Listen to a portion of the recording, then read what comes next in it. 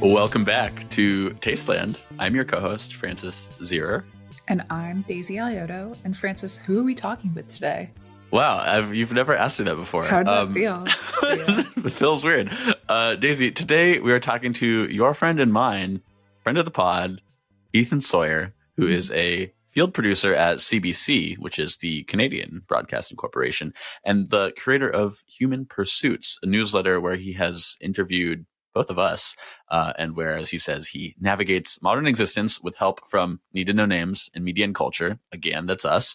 And he lives in Vancouver, Canada. I've been having a lot of Canucks on recently. I don't know if that's what you call him. Well, he also interviewed my husband for his newsletter and recently asked people who'd previously been featured in the newsletter what type of music they write to.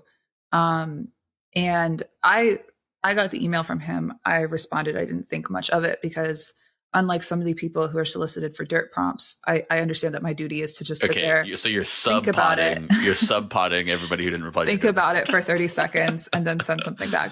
But Ben's way of telling me that he was solicited for this was like, that Canadian guy emailed me today to ask me what I listen to while I write. And I was like, sweetheart, what are you talking about? Like, we got the same email. I was like, what are you talking about? He was like, the Canadian guy. And I was like, did Ethan ask you his prompt as well? Like, that could be a good name for this episode. That Canadian. But then we didn't talk about it. So when I saw it, our answers were like pretty similar. Which makes sense.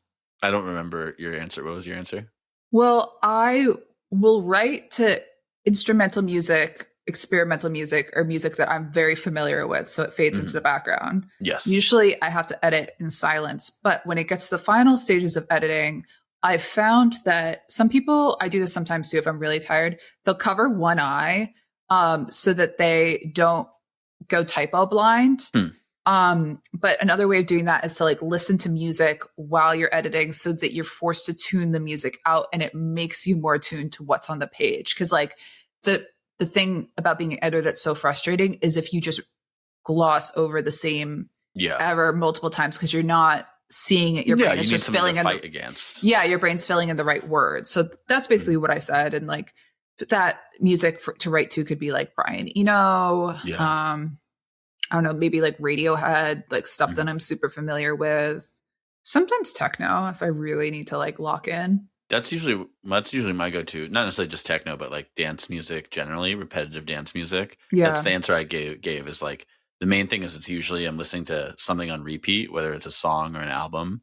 And I think for like, might be 3 years now, a go-to of mine has been Who Needs Guitars Anyways, the seminal album by Alice DJ, famous of Do You Think You're Better Off Alone fame. Great album. Talk about repetitive. But yeah, it is very repetitive. But yeah, you know, it's kind of like, it just puts me into a loop. I don't know. I know what you mean though about like having something to focus against. Like I feel like as a kid, I was such a bookworm, and I'd be maybe in my family's living room while there's company over for dinner, and just like in the corner focusing on my book and like having that sound to read against is really nice. Yeah, and I think like for people with ADHD, my understanding is like you always kind of need something to focus against, which is interesting. I feel like I kind of dip in and out of being better multitasking or needing to achieve flow state by kind of really clearing everything out. But you and I both work on deadlines. And did you read this Curbed article this morning about the Center for Fiction? I have not. I haven't had time to read much of anything. Okay. So I was on a deadline. Center for Fiction has created sort of a co-working space for writers in Brooklyn. You could sign up for a desk. I think it's like $100 a month, but that's pretty cheap. It's first come, first serve. So people are like fighting over the desks. There's like some scrutiny happening of like who's actually working, who's on Twitter. Are these people actually writers? Is this a lawyer? And I was just thinking about it and I was like, you know, an inexpensive space to co-work, fine.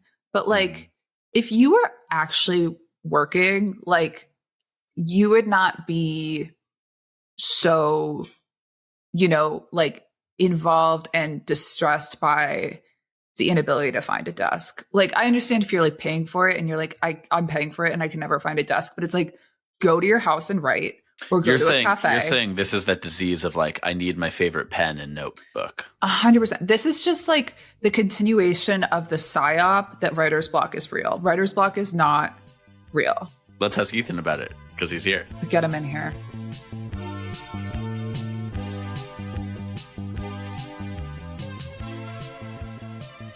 Hello, hey, Ethan. Just wondering off the bat, is writer's block real? Oh my God. No, it's not real. Thank you. Yeah, not at all. No. Good man. Good man. If people spend less time talking about writer's block, they'd have more time to write. Exactly. That's true. But then they wouldn't have all that time to tweet and write notes about writer's block. Yeah, that's the thing is like writing is just such a basic form of communication that, you might have a blockage or you might have a misunderstanding of what you want to say or how you want to say it, but you're not actually blocked in terms of the actual act of writing. You can always write your way out of it. Mm-hmm. That's what I think. I also think having a background in journalism or deadline-based writing definitely helps because every journalist I know has filed from a McDonald's or a moving vehicle. But I think if you never work in a deadline-based environment, it's possible to become like way too precious about your writing. And that's, I think, when a lot of this emotional baggage comes in of uncertainty. But it's like, it's an emotional issue. It's not a talent issue. Mm-hmm. Yeah, to me, I think about it a little bit. I have baseball in the brain just because of the Toronto Blue Jays recently, but I was thinking a lot about it in terms of like at bats and the idea that if I'm someone who doesn't play baseball, if I go up to a bat right now, I would be really nervous about it and I'd be overthinking it. But if you're making a career out of it and you're just doing it a lot, it's kind of like exercise or something where I think the muscle is there where, especially in a journalism context, you have that skill set where you can just go and you understand that at a certain point, you can just communicate basic information. It doesn't necessarily have to be pretty. It doesn't necessarily have to be clever. But if you're communicating something with the audience, then it works for you. I think it's a bit different with, long form essays or something like that. Mm-hmm. But yeah, at the end of the day, you're just communicating information and that really should never be blocked. There should always be a way to do that. Agreed. Did you read Information Age by Cor Lewis? I did not. I've fallen off on reading this year. I haven't read nearly as much as I would like to. I have like such a long list of books, and that one is on it of stuff to read. And I just literally haven't done any of it. I've been such a failure. Well, Reader's block. Reader's block. Reader's block is real. That's for sure. Not writer's block, but reader's block is real. Mm-hmm. Francis, what were you going to say? No, it doesn't matter. But I do want to talk briefly about a short story I read yesterday. Have you guys heard of Harvey Swados? Mm-mm. No. I was in a hipster coffee shop the other day, and which is also a bookstore. And it's New York Review books. They always catch my eye. Have I seen this one before? It's called Nights in the Gardens of Brooklyn. This guy lived from like 1920 to 72. I think he wrote this in the early 60s, but Nights in the Gardens of Brooklyn, the title short story, I read it last night. It's like 45 pages.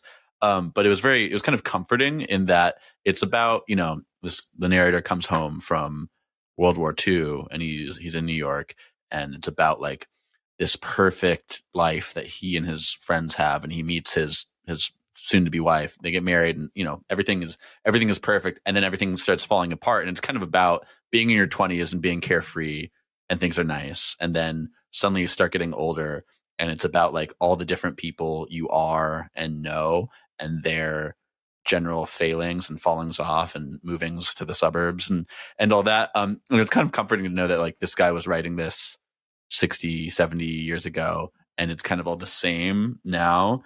I'm going to read a very short piece here. I like that we're doing this early. I'm so stoked to get a Francis read, a Francis long form read. Right he's a census taker, and he kind of takes solace with this woman on the falling apart Lower East Side, and she barely speaks English, he barely speaks Yiddish, but he goes there and kind of like talks to her. But he says, "As long as she was there, I could not be soured on the city with its grinding drive for money and place, or frightened by the rank growth of ambition among my friends, whom I had thought to be as happy and careless as Pauline and I, but who were learning a vocabulary in the know, lunch dates, capital gains, that was new in our lives." I found much of it relatable, but I laughed out loud at that.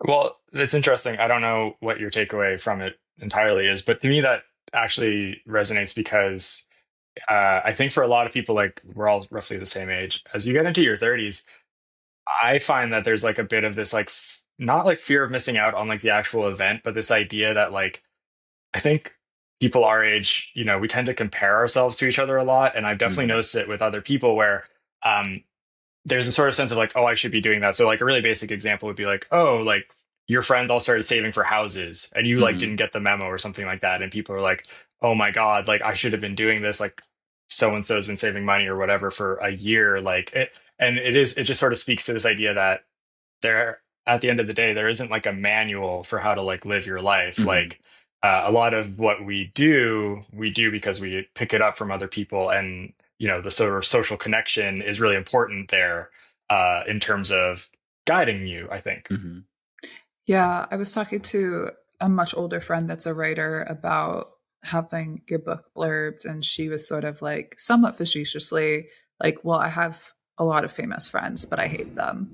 And I was like, "Wow, it's true. Like, you either become the famous friend that your other friends hate, or you end up with a lot of famous friends that you no longer like."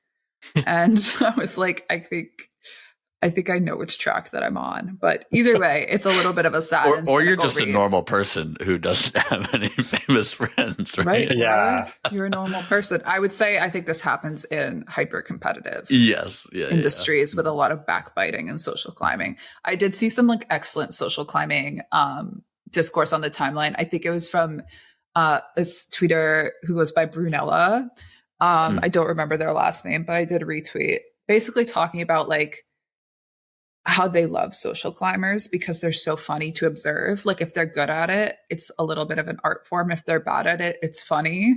And there is something like kind of amusing if you can distance yourself from it. Like when you're at a party and somebody's like looking around for somebody more important, and especially if you tell them who you are and then they lock in. And then you get to be experiencing the meta dynamic of what's happening. Like, is this person for real right now? Like, Mhm. it is really funny. And then Amanda Killian, who did the artwork for our upcoming blank collaboration with Little Engines, which is Mm. friend of the pod, Adam Voice literary Great episode. publication. Love that Yeah, episode. she So good. quote tweeted and was like, "This is why Don Draper is such a great character," which I will always lock in for a Don Draper character analysis. I said lock in too many times in one sentence, but that's fine. Basically, like he has an outsider's understanding of social climbing. Like if you watch him throughout the Mm. show, he understands the like making money to ascend social class part, but he doesn't really understand the other niceties and like obligations that go along with that. And I thought that was a really incisive uh, analysis. How do you two navigate that? Like, I think about this a little bit, maybe not explicitly in terms of social climbing, but with my newsletter, for instance, like especially early on, like when you're fostering connections with people that you don't necessarily know, I always felt like a bit self-conscious about that because I felt like I was sort of being a social climber because inherently there's a power Mm. dynamic of like, I think you're really interesting and I think you're really cool and I want to get to know you better. And, we all kind of do similar work in terms of like making connections, reaching out to people. And I wonder how you like have squared that. Have you found a way to have those connections without feeling like a social climber? Or are you like me where you sort of view it as a bit and you're like, I know that I'm maybe not this, but I'm willing to do it because it leads to hopefully a genuine connection or something like that. I think with me with Critter Spotlight, like I came into it and it already had over 100,000 subscribers, right? Because Beehive had already established it, and so like there was this aspect where I always had that to offer people. Like maybe they have had or have more following on platforms than I have on Creator Spotlight, but like there's always that of like, hey, I'd like to interview you, and here's why, and like I always am genuine of like do a little pre-research. What's like 3 things I can tell them I'd like to talk to them about on an episode. But if I don't always include like, and here's the size of our audience, but I do when I kind of expect that they are going to be, dismissive of the email. And then it's like, okay, well, here's what I can offer you. We're both climbing here, and I know you want to climb my 400,000 subscribers. If being mistaken for a social climber would be extremely upsetting to me. I think if I want to work with somebody, I really don't try to go through the motions of befriending them first. At this point, like I probably will send them a weird email that's like just a subject line that's like, "Hey, are you writing new stuff right now?" And I feel like I could probably send that email to anyone without embarrassment, like whether we're following each other on social media or like met each other at a party. And like if they haven't heard of Dirt, then I usually just send the New York Times profile, which is maybe like, maybe that is the tryhardism of it all. Yeah, that's but the move. I think social climbing, it's different from networking, right? I think networking it begins as a transactional relationship and then can become much deeper. It's mutually beneficial. Social climbing is like one-sided transactionalism, or it's transactionalism that never quite develops into any sort of deeper intimacy. And I would much rather have like a small number of intimate relationships than like a circle of performative relationships. I tend to find like if I'm not really intimate with people in terms of like the ability to be emotionally vulnerable with them or to confide, then they're an acquaintance to me. And I treat my acquaintances very well, but there's very much a division in my mind, and I'm not really consciously ever trying to widen that pool. I think you're exactly right. Actually, like as you talk about it more, the networking side of it is definitely what I would view it as. But yeah, I guess you know, social climbing, you guys probably experience it more just living where you live and being where you are. Like in Vancouver, it's just different. There's not as much social ladder maybe to climb where there is, but it's just different, especially in like the media context. I think it would serve me to be a better or a more cynical social climber, but I think I am a little too earnest and bad at like, lying to do that. Where would you go, Much to my chagrin. Like, where would you climb? I don't know. To the top, obviously. To the top. Yeah, what's that Graydon Carter thing about? 7 rooms, and there's always another room. You just go into the next room. Yeah, I don't know. I don't know where I would go. I want to be in the room I'm in right now, but I need to keep the lights on. And that's where most of the networking comes from. But it's like, That's like a stand-up poetry snap moment. I want to be in the room I'm in now, but I need to keep the lights on. Sorry. Just let him hang himself. Based on past performance, that's going to be a real... Oh, God. I could see that being a really nice piece of art for like my kitchen or something. No, what art? I actually have no art in my kitchen right now. Yeah. I should fix that. Okay, I'm sorry, Daisy. This is embarrassing. I totally derailed you. No, you didn't. I guess I really always need more capital to run the business. That's like a real need. I feel like most of my networking is like in that direction. It's not in the direction of like cultural clout. And I think networking or social climbing in the direction of clout is just like, you should add another metaphor in here. Like you're climbing the quicksand dune. Okay, let's connect this back to current events. The Olivia, is it Nuzzi? Nuzzi. I think I always say Nuzzi, but I know like it's Italian, so it's like Nuzzi. Yeah, but it's American. I was on her Wikipedia. I was on her Wikipedia page, and that's how they had it broken down. Olivia Nuzzi? Well, she was doing a very special type of sexual networking, which I just don't think.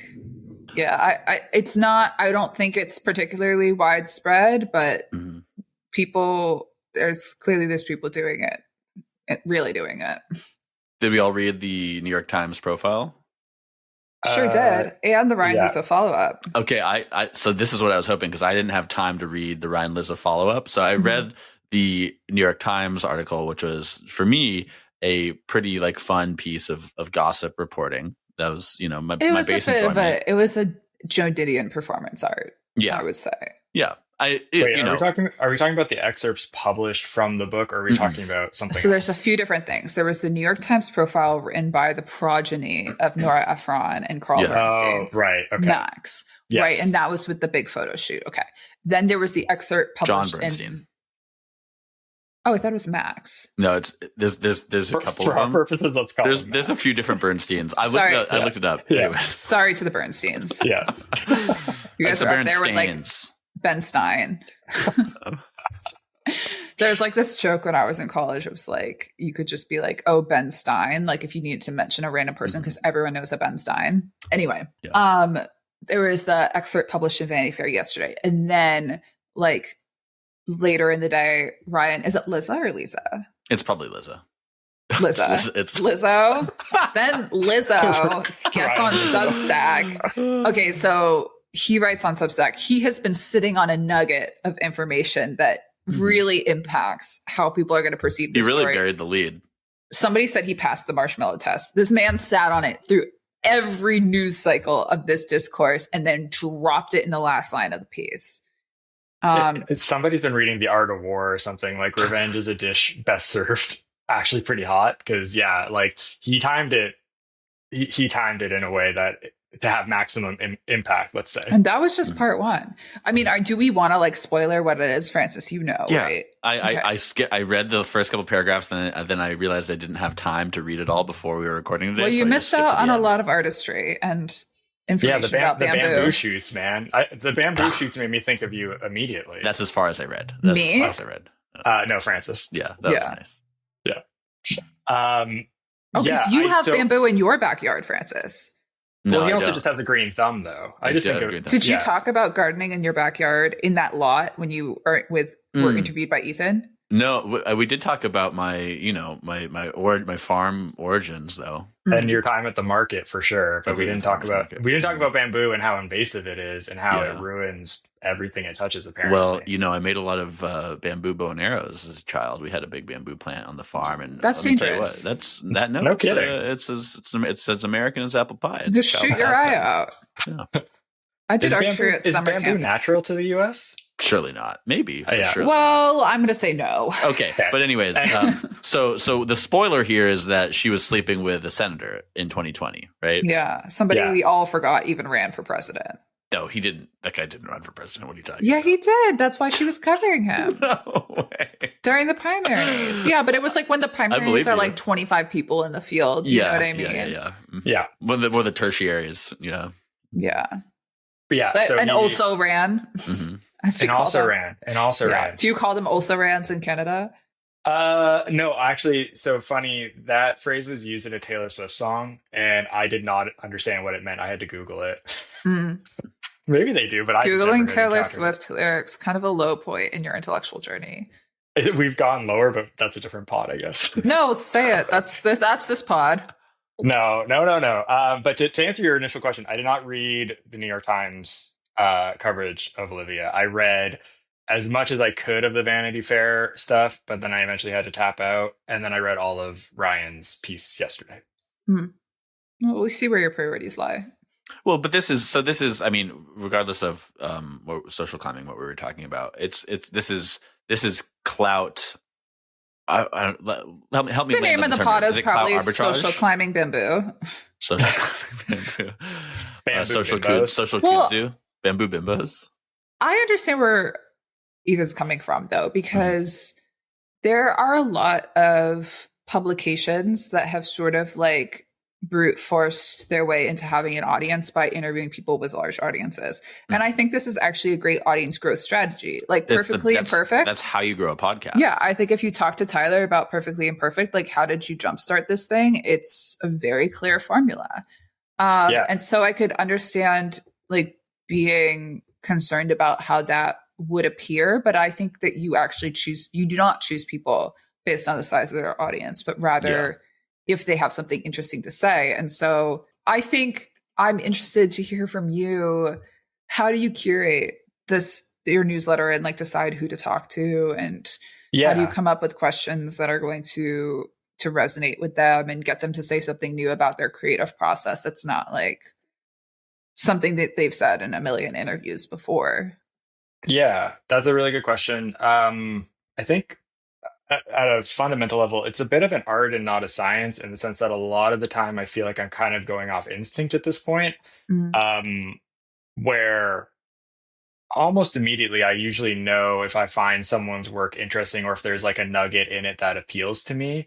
Um, and when I started my newsletter, I think I was more like I actually had like a bit more of a list and like a bit of a like, here's people I would love to talk to someday.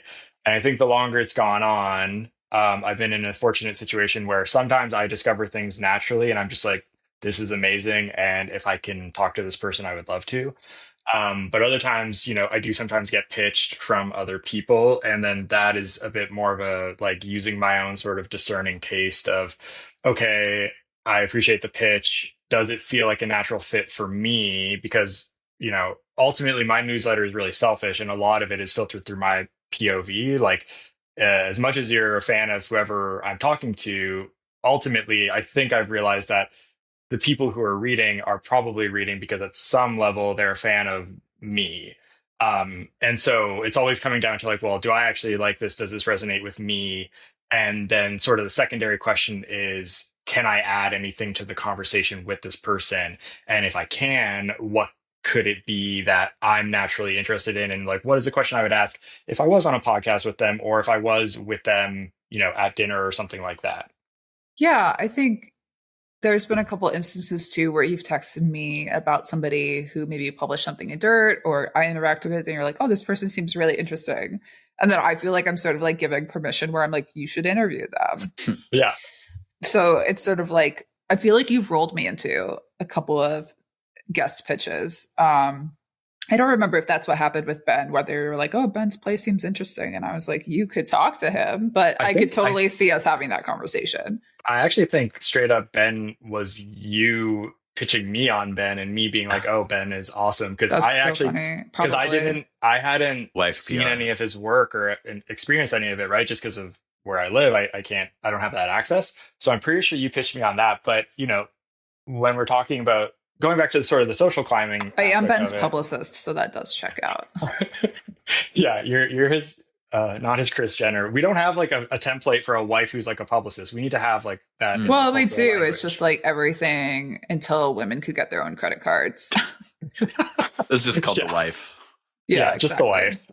But I would say, going back to the social climbing thing of it, my pitching is different from Francis's because I often do mention people I've talked to before. And I do, even if you look at the language of like the newsletter, like I refer to people that I've interviewed as friends. I don't refer to them as like past guests. Mm-hmm. And that actually is intentional on my part because for the most part, I have like a very soft spot and like a lot of empathy for the people I'm chatting with because to me, I'm trying really hard with whatever time I'm given to foster some sort of connection that will then extend past the interview. And part of that is because I do it in like the weekly news roundup. So I'll like cover only people that I've chatted with in the newsletter when I'm like covering stuff that they've done, or like if I'm doing a news roundup, it's limited only to those people. It's not like, here's the most interesting thing I read this week. It's here's the most interesting thing I read from someone that you might be familiar with. And again, that is intentional on my part, but also part of it is that I sort of view it as like a world building exercise where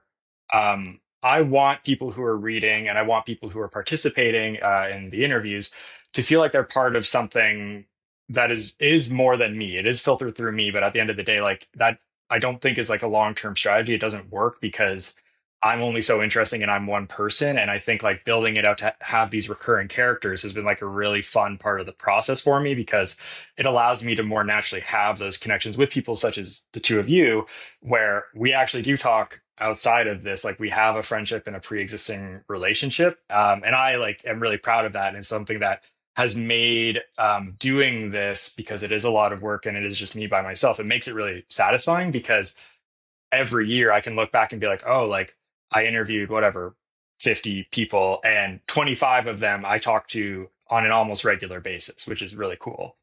Maybe the real human pursuit is the friends we made along the way.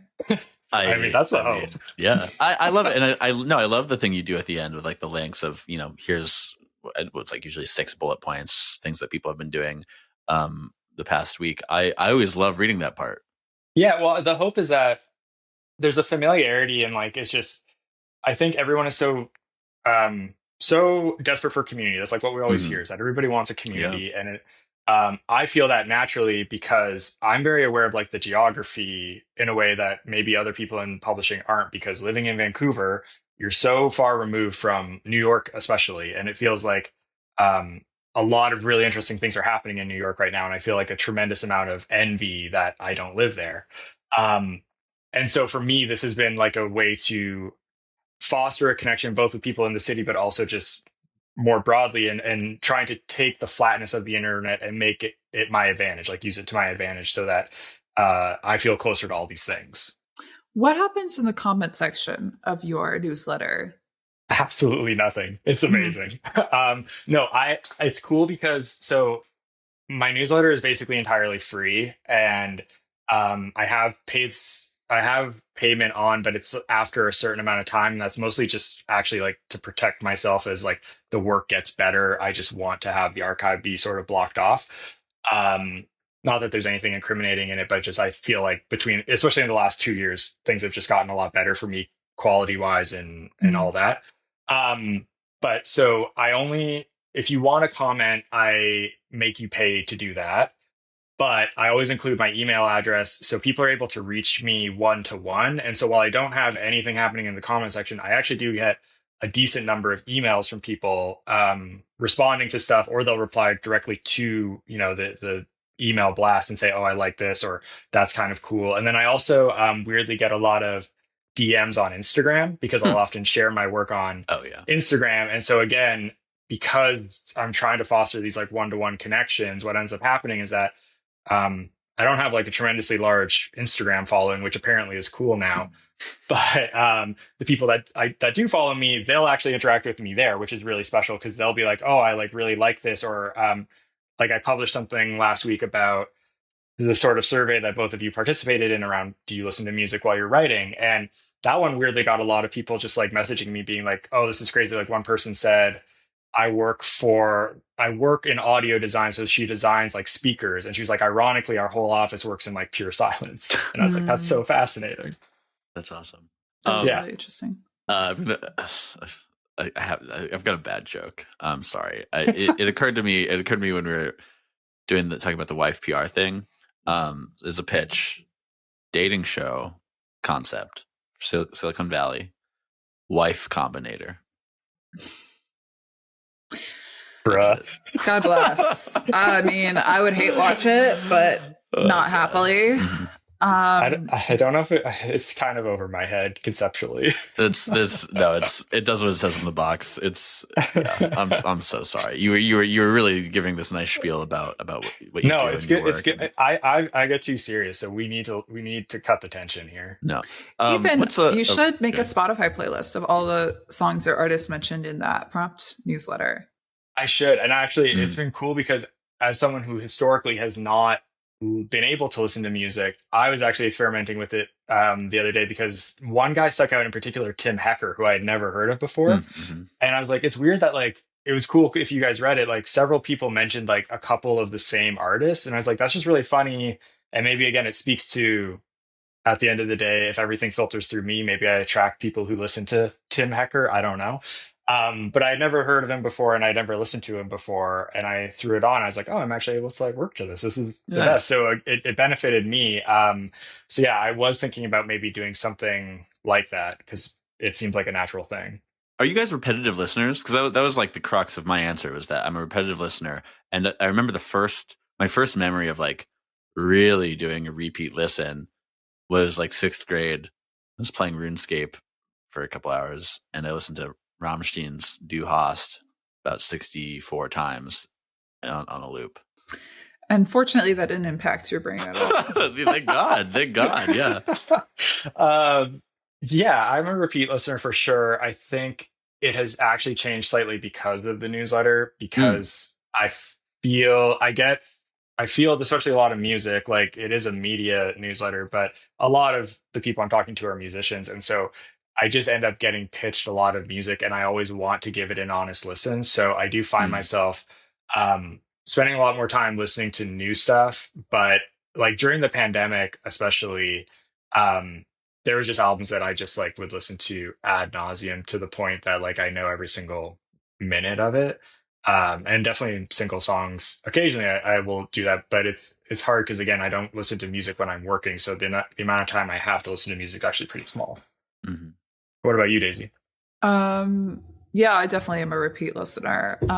Like for example, everyone's been listening to the Geese album, but it's like the second song of the album is actually like my favorite, and I'm not as big a fan of the song immediately after, so I've kind of just been like Husband, starting. Cobra.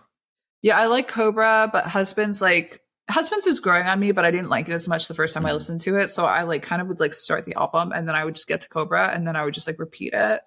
I really love that album. I find it. I don't know if you guys find this. I find it fairly abrasive. Like it stresses me out to listen Well, to especially it. Trinidad, the first song. I'm not gonna lie, I often skip that song. Yeah. I mean, I think I like love it musically, and when I have the chance to like sit down and like actually just not think about anything, I really love it. But I find I can't listen to Geese like if I'm walking or moving through the world, because I just find it like it just is so in your face that I'm kind of like, oh, this is just stressing me out. I need it's a very emotionally charged piece of art, I guess. And so there's stuff I would rather listen to on the street. They're playing in New York on Thursday and Friday, and tickets are like $300+ on resale. I'm going to try to get one for one of the days. I mean, maybe like 2 hours before the show, log on to the old Ticketmaster and see if they go to like 120. I'm sure I'll be out of luck, but they're playing at the same venue I went to on Friday. I went to Cindy Lee, which was good. Oh, nice. Yeah, from Edmonton, I'm pretty sure. Edmonton, my hometown. Yeah, pretty sure. So it was great because it's in this this venue, the Brooklyn Paramount, which reopened only about a year ago. I'd only been there once before to see Fontaine's DC, and actually, funny enough, it's mentioned in this the Harvey Suedo story I was reading from earlier, because he lives in Brooklyn Heights, but. Yeah, it's big. It's grand. It's Live Nation owns it, and it's like 100 years old or something like that. I don't know, but it feels like the ceiling is so high that it feels like 500 feet high. And certainly, it's not that high, but there's kind of this lattice work and this blue light behind it, and so it's just huge and grand. And the floor slopes down towards the stage, and in terms of modern monetization techniques, there's a lot of bars. They've got a bar front right and front left of the stage, not to mention at the back. By the two on the way down to the bathroom, so many bars. They really want to get your money, and they did. But it's stunning because it's just her on stage in this gold sequin sparkling dress in this massive room, just doing like karaoke to the songs, and then sometimes playing guitar. It was a really striking show. That's awesome. I had a similar experience in Vancouver recently. Vancouver, I always sort of bemoan that I feel like the city is sort of lacking in concert venues. We have some, but especially for like mid-size artists, I find it's a bit of a hard place to play in. But we have this really classic venue called the Commodore Ballroom, which has a lot of history. Like Nirvana played there, like right as they were getting famous, which I always think about because I'm such a big Nirvana guy. But we saw Dijon there, and it was just like mind blowing and similar to what you were sort of describing. Like pretty historic venue, but like they've definitely done a really great job updating it, and the sound was just like absolutely perfect. And it just was like one of those moments, and I've been having them a lot lately, where you're just like music is so good. Like it sounds so basic, but like coming out of COVID, yo, facts. Like see bars on the pod. Listen, I'm the last brave man. I'm willing to say that music is so good, but there's just something about seeing live music when it's done. And like, I feel like 2025 in general has been actually such an unbelievably good year for music. And I was just thinking about, especially the quality of live music right now feels like maybe it's market forces. I don't know, but I feel like people are really performing at the top of their game in a way that like, it would be so easy to come in and just do your backing track or do whatever. And like, in the case of Dijon, it was like, it fundamentally changed how I view the record. Like, it was like, I understand the record better now because I saw it live, to the point that like, it went from being a record that I thought was just okay to being a record that I'm like, this is a record that I'll remember this year by because I saw this live. I've written about this in Creator Spotlight regarding like the creator economy, and somehow more and more people I've been speaking to all have some sort of community aspect, or they're doing like live events, meetups, etc. And in music, what you're talking about, I mean, I think it all tracks to this rejection of social media and always being online, and maybe even AI because you can't fake what's live, this kind of thing. That's only going to continue to be a focus in the coming years. I believe everybody wants to go do stuff in person. Yeah, I think that's true. I mean, Ethan and I would send Spotify links back and forth, and we haven't as much lately, but I feel like I've discovered less new music this year, and I really directly attribute it to Spotify links not displaying correctly on Twitter. And I realized, I was like, oh, maybe my interest in sharing music was performative after all. Because like, if that really changed my ability to discover and share music, like, what does that say about me? No, I think you're just getting old. I don't think that. Getting old. I don't think you're getting old. I say that. I mean, that's me projecting. That's how I feel, because I used to be such a, like, in college and probably like the 2 years after, I was like, every day I would get home and open my computer and open like 10 different music blogs and like listen to everything I could find on either one, etc. And then in, I think, 2017, Francis was on Pigeons and Planes. I was at a time. He was on Dat Piff. I was. No, I wasn't on Dat Piff. But then I got Spotify, and then I stopped. And then it was still sought out new music. But like nowadays, I'm listening to pretty much the same thing because it was something I used to invest time in, and that time has been displaced by so many things, by having a job, by being in a relationship, by trying to do other things that are not, like, trying to pursue hobbies that aren't purely consumptive. I think the time investment thing is real for sure. But I also think for me, like, oftentimes, like, it's crazy how much of a like Instagram stories guy I am, but like, both in terms of me sharing on Instagram stories. Never but also heard somebody admit that. I'm maybe the most interesting guest you've ever had. Oh, you heard it here first. No, I'm kidding. But what I was going to say is that people will still share music on Instagram stories, and if it's someone I know, like, I've tried to consciously make an effort to like drop what I'm doing and at least go and like click on the link so that I can like save it to a running playlist, because I find that for me, a really quick way to like foster a connection with music is to actually think about it in terms of other people. So for instance, like Daisy and I have connected over Spiritual Cramp, and the fact that we both really like the song Herbert's on Holiday, to the point that now when I listen to it, I think of Daisy quite regularly, being like, oh, this is like a Daisy song. And I've always been that way, but I think like there's so much information out there right now, and this applies to music, but it also applies to art and literature and whatever, is that I find that people need context in order, like, the context is like a friction for you to grab onto. Otherwise, everything is like really slippery. And so even just having like a personal connection with someone who likes it makes me that much more likely to give it the time when I have the time. Because to your point, Francis, like, we're all busy. There's so much that we could be consuming. Everyone has like a running list of things that they should be caught up on. But I find that that's a way for me to kind of stay on top of it. This just sort of unlocked something for me, thinking about Drew Austin's piece on Slop that we syndicated into Dirt from his Substack. Some people took issue with the lead because he was talking about a store early in the morning playing REM and how it felt like Slop to him, because even though he likes the band, it just didn't feel like contextual or appropriate for that moment. And I feel like so many people have tried to define what slop is, and maybe I'm just making this connection because like Nop rhymes with slop. But when we made the conceptual perfume as part of our Arena editorial package, and we made it with Maxwell UFO perfumes, Maxwell felt strongly about bringing this concept to life of a perfume that would generate no new memories. And I had a friend that had recently told me about this instruction in code of no operation, which basically leaves a placeholder in the code, doesn't change it at all. It doesn't do anything to the system's processing.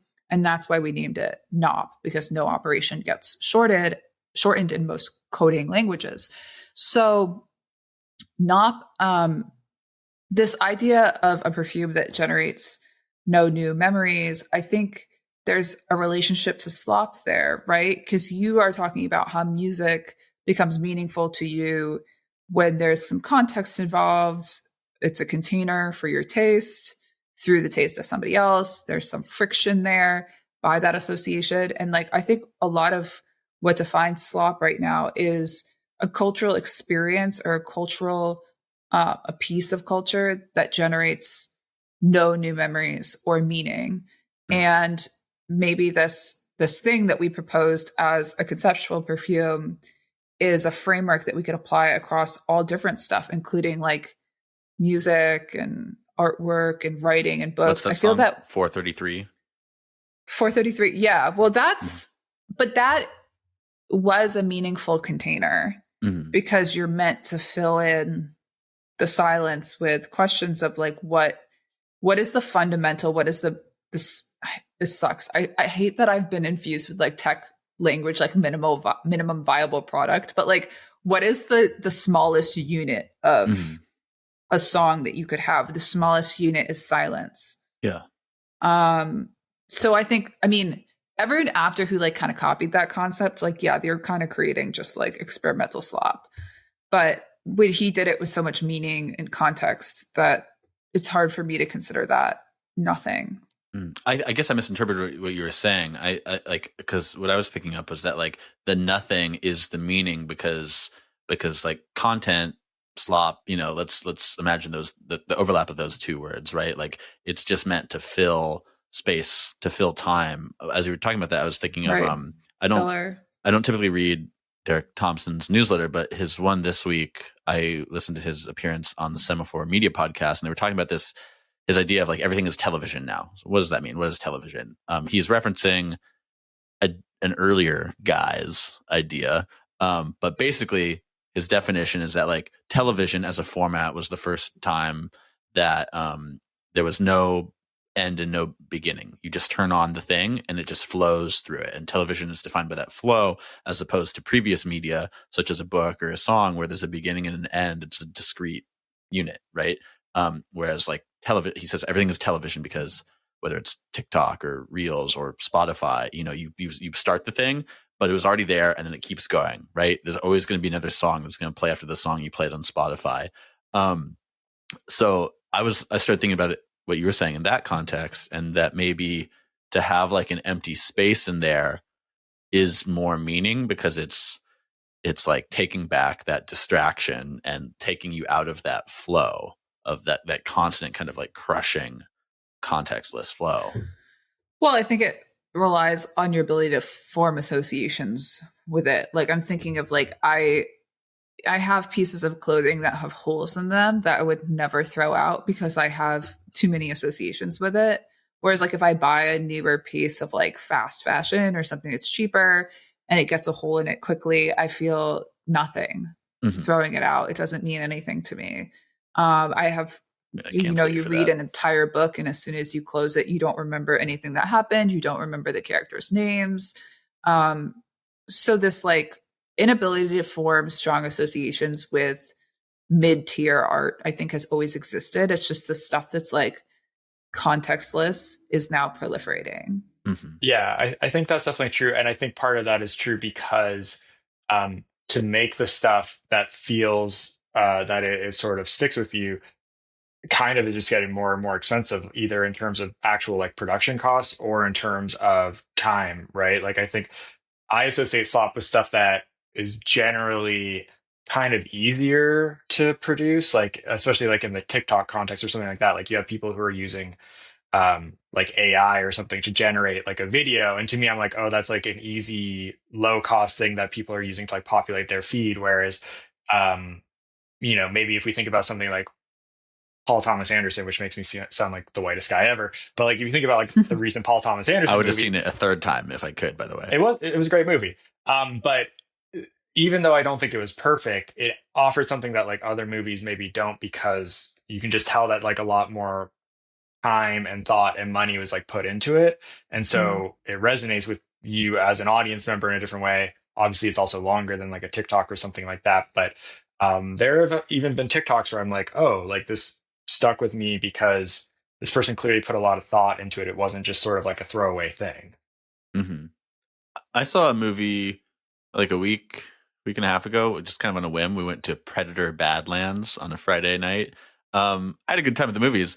In 2 years, I'm not going to remember a single thing about that movie. Maybe in a few months I won't. Right? Like it was fun, but it's like a three star movie. Time at the movies. But even that, Yeah. like I guess by dint of being a like discrete unit of entertainment that's I don't know 2 hours long, maybe not that long. I went to the theater and saw like is it slop? Like maybe, but it's to me like that length of time and that commitment required to consume it, and obviously not looking at my phone while doing it. That like separates it from the slop a little bit, but it shares a lot of Yeah. qualities with slop. I think slop, yeah, as we're talking about this, like I think slop, it to me maybe involves like a level of investment both from the person creating it, but also the person consuming it, right? Because I think Hmm. like slop tends to be associated with, I think, passive consumption. So this idea of like you're just on your couch scrolling and you're hardly registering what you're watching.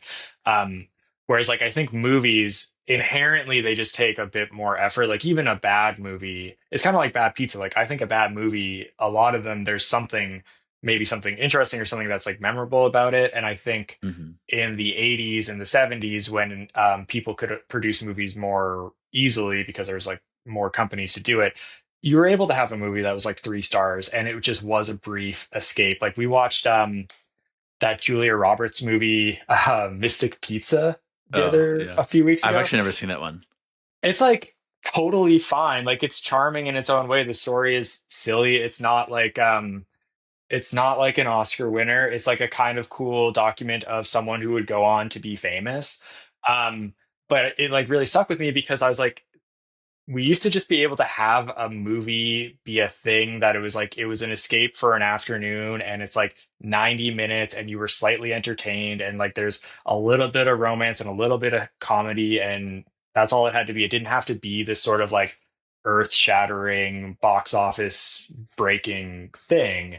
And yeah, I was sort of like lamenting that it just feels like as a guy who loves movies, like the stakes are just so high that it's like you can't just have that stuff. Ethan's doing like Lindy Man. Like we used to escape into the movies. Now we escape from them. Mhm. I forgot Period. Lindy Man existed. Shut up, Lindy Well, Man. not Lindy. We went to a random matinee of Good Will Hunting Mm. like a month ago Oh, now. perfect movie. Yeah, So we were good. looking at what was showing over the weekend, and I was like, well, they are doing a showing of Good Will Hunting for some reason. And it was like more appealing than everything else. I mean, we do want to see the PTA film, but I felt like I was a little concerned by how long it was. I don't like to watch really, really Mm. long Feels like movies in the feels like it's theater half that length. So well unless paced. there's like an I'm serious. intermission. Mm. Well, yeah, but then you like have to go to the bathroom and then I don't know, whatever. Like, Yeah. Anyways, I like get it. I get it. Yeah. there was 5 or 6 people at the Good Will Hunting screening, including us, and Ben saw a mouse. But To and be then expected. at what point in the middle of the film, one of the ushers came in and took a flashlight and walked around the whole periphery of the room and then walked out. I was like, is he looking for the mouse? Or is that just like they have to do that in case people are like doing drugs in there? Anyway, it was better than I remembered it. I had seen it before. And I was like, we were walking out and I was like, that is a film that I will never, ever forget. That is a film that will always stay with me. Mm. And I do think there's something about that is not necessarily true in everything that gets Certainly put not. out in contemporary streaming culture. Yeah, absolutely. I think this is something I think about a little bit when it comes to like publishing and contributing to like even just like cluttering people's inboxes and being like what are you saying and why are you saying it and like is it worth taking up space Mm. um in the digital ecosystem, even though because like email is free, it doesn't cost me anything to send you something, but just being like when I'm on the other side of that equation, like I do sometimes worry, especially with like newsletters, like I think we're going to hit a point where people are getting really sick of them Well, it and like what do costs we your attention. Yeah. And attention is the most scarce resource. Mm-hmm. People That's run so out of true. attention before they run out of money. Most people. That is definitely true. This is maybe too long of a topic to. We're nearing the end of the podcast, but I very quickly want to ask what you guys think, because I was just writing about this for today's Creator Spotlight. This idea of the content economy as a term, and to me it contains the creator economy and is contained by the attention economy, but it came into my lexicon here because Tyler started using it, Tyler Denk, in the context of Beehive's new updates. And to me, it's useful because, like, friend of the pod, Ari Rubin, when I worked with him at Air, he once said to me, I'll always remember this, like, we're not competing with other companies like ours. We're competing for anything you can look at on your phone, right? Which is, like, he's talking about kind of the attention economy and really the content economy, because we're making content. But yeah, Daisy, you grimaced when I said that it contains the creator economy and is contained by the attention economy. What was that? I just think it's another way of naming things. Like, what's the phenomenon that we're really describing here? And how many coinages have there been? Quite a few. I guess if I could offer the argument, it's that the creator economy may be referred to when people were just posting on social media platforms, and it was individuals who were kind of these independent creators that you could pit against media organizations and companies with resources. But then it becomes the content economy when those creators become media companies, and the media companies are posting like creators, and the word creator becomes meaningless, which I guess is what I'm really saying. Content decoupled from personalities. Yeah. I don't know if I include this in the newsletter. Well, it seems more like you're shifting the focus from creating to just this idea of, like, almost like content is the main actor or the main driver of the economy. Well, so the point, the reason to do it, that I think I wrote this in the piece, is that it becomes less about the source of production than the site of consumption, because the site of consumption flattens the context of the sources of production. I don't know. I guess for me, it's like, it's interesting and maybe it's true, but I guess, like, I don't know. I guess as someone who, like, is operating within the economy, whether he likes it or not, I don't totally see how it would help. Like, I don't see how, like, that understanding really furthers either my work or, like, establishes any, like, I don't see how it's, like, particularly useful, I guess. To me, it does make sense in the context of every company is a media company now. Yeah. Like, but I think maybe I just don't think the word content is descriptive enough to encapsulate the action of what's happening. It's not verby, doesn't feel verby. And so in the content economy, like, what is the predominant verb? Creating. No, actually, I'm wrong. It's consuming. Right. So then that's the consumer economy. Brian Moore. I mean, there's so many names. I could. Okay, we should probably stop it soon because I could spend all day doing this. Brian Morrissey calls a similar thing the information space, which I think that has no riz and will never catch on. Anyways, the content economy is useful to me as somebody who's making content about creators and really. All right, so change your newsletter to Content Spotlight. No, I'm going to call it the Content Economist. We already bought the URL. We'll see though. Anyways. All right. Well, this has been Content Land. Thank you so much for tuning in.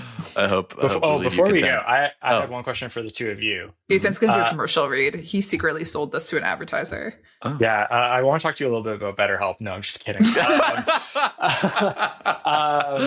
My question is, I was trying to think about, do you guys have a name for your fans?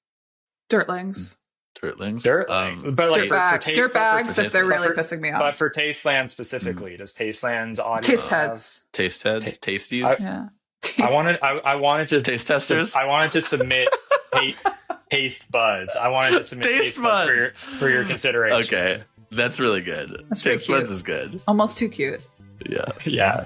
I knew you would hate it, Daisy. All right, well, taste buds. We'll see you next week. Ciao.